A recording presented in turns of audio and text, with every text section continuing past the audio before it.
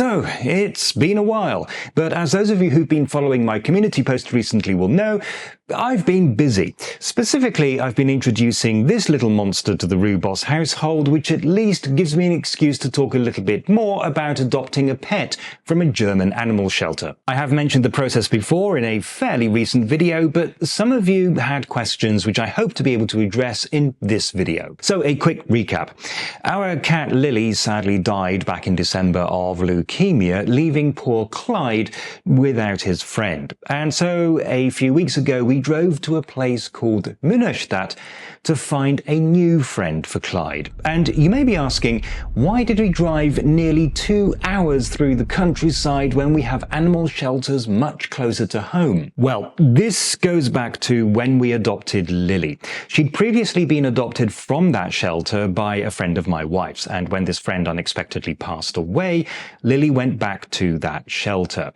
And of all the friends and relatives of her previous owner, we were the only ones who were reasonably able to adopt her. And since Lilli was an older cat who was also depressed, traumatized, and obese, she was almost impossible to rehome. However, she did turn into possibly the most affectionate cat I have ever known. And please, when adopting an animal, always consider those that most other people probably wouldn't. So we had already established a relationship with that shelter, which meant that we knew we could trust them and they knew they could trust us. And this is important because German shelters generally like to know that their animals are going to good homes. This means that if this is your first time dealing with a shelter, they will probably at least ask you some searching questions. Going back to the same shelter spared us that. Also, some of you might remember that there was a devastating fire at that shelter a couple of years ago, so I'm keen to support it in any way that I can. And because they haven't been able to rebuild yet, everything is temporary and makeshift, which is why at the moment you have to make an appointment to visit. We gave staff a list of all the reasons we felt that Lilli had been so good for Clyde and asked if they had any recommendations. And they told us they could recommend 2 possible matches. One was an elderly Tom, who I initially thought would be the better option. But when we got to the shelter, they told us that they'd actually had to separate him from the cat that he'd come in with because they'd been fighting. And so now they weren't sure that he could actually live with another cat. That left Anneliese, who had been picked up as a stray. Now, initially, the shelter had told us that they estimated her age at between 2 and 4 years.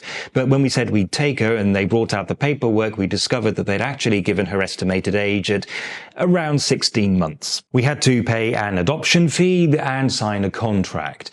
Now, normally they ask for cash or card to ensure that the payment actually succeeds before they let you take the animal home, but because they already knew us, they allowed us to pay by bank transfer instead. Oh, and also we had to provide proof of address. The contract that you have to sign can be a little scary, and like all contracts, it is important that you make sure you understand it fully before you sign it. But it was the kind of contract that animal shelters typically want you to sign, basically to ensure the animal's well-being. Most importantly, although you are given possession of the animal, ownership remains with the shelter.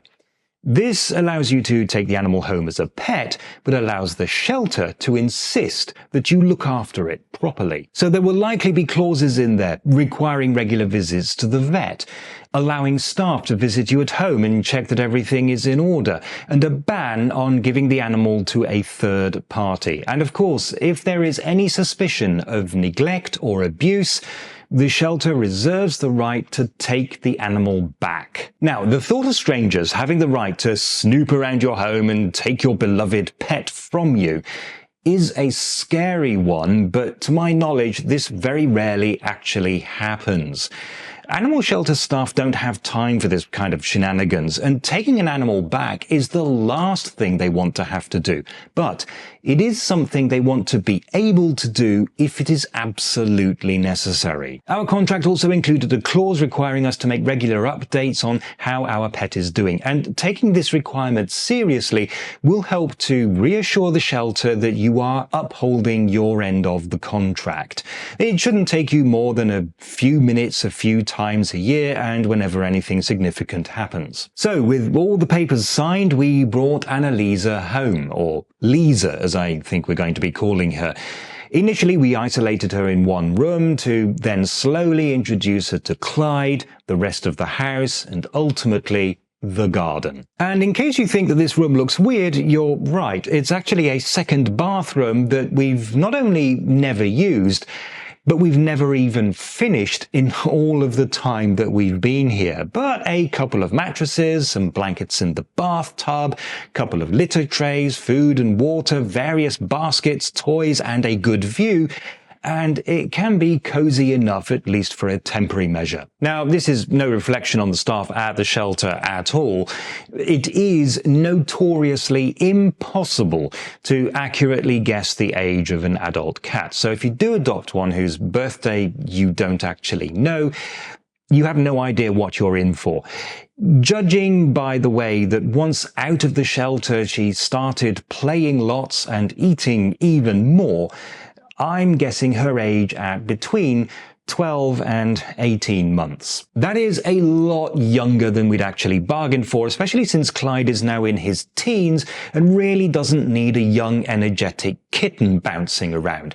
Fortunately, Lisa knows when she should back off, and Clyde hasn't been overly aggressive towards her, only warning her off if she comes too close. Being the age that he is, Clyde is going to need time to accept Lisa, but things are moving in the right direction. We still have a lot of work ahead of us, but I think this is going to work out just fine. And then I'll be able to get back to making videos.